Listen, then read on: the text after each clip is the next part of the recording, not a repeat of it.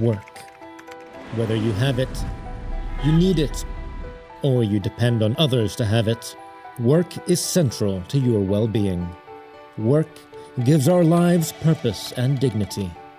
Work gives us our humanity. Almost 500 million women and men need work. Millions more have work but live in poverty. And hundreds of millions lack the basic labor rights to give them a living that is healthy, safe and secure. The International Labour Organization is the UN agency for the world of work. It was founded on the belief that social justice is essential to universal and lasting peace. The ILO promotes decent work for all through an agenda that aims to give people a fair stake in their working lives and in society. The ILO was created in 1919 as part of the Treaty of Versailles that ended World War I, to ensure social justice for people through work. It became a specialized agency of the newly formed United Nations after the Second World War, and today has a membership of 187 countries that continues to grow. The ILO received the Nobel Peace Prize in 1969 and today is recognized as the world's authority on the world of work. Its impact is seen at key moments in history. The work of the ILO affects almost every aspect of our lives. From regulations setting out safety and health standards, through to policies to end discrimination, violence and harassment in the world of work, there exists international labor standards to protect us. Eradicating child labor and forced labor, ensuring equal pay for work of equal value, creating new and better jobs, strengthening social protection systems, helping women and men gain the skills they need to succeed at work, and upholding the rights of workers and employers, including through social dialogue. The ILO mandate is an integral part of all 17 Sustainable Development Goals, and decent work itself is Goal 8 of the UN's 2030 Agenda.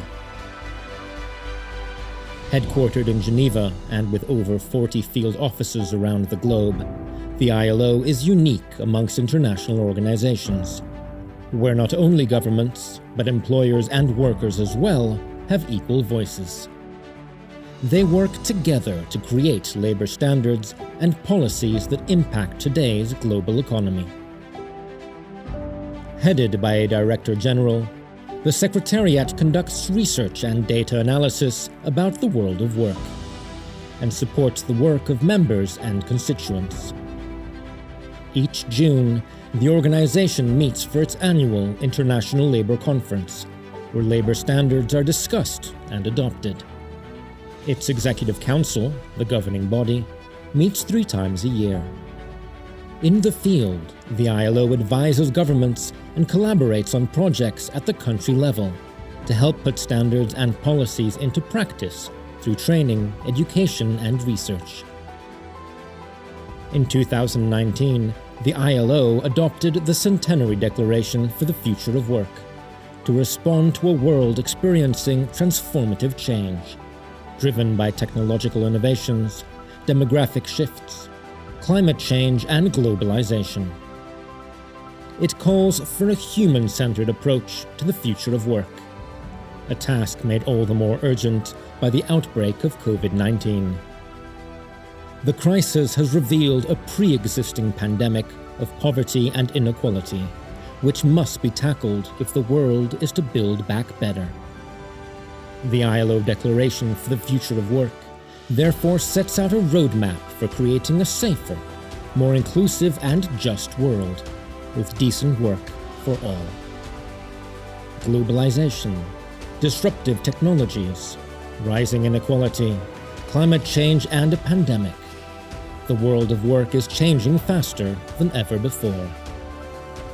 The ILO brings over 100 years of knowledge, experience, and achievement, as it contributes to peace and security, to sustainable economic growth, and the dignity of all women and men.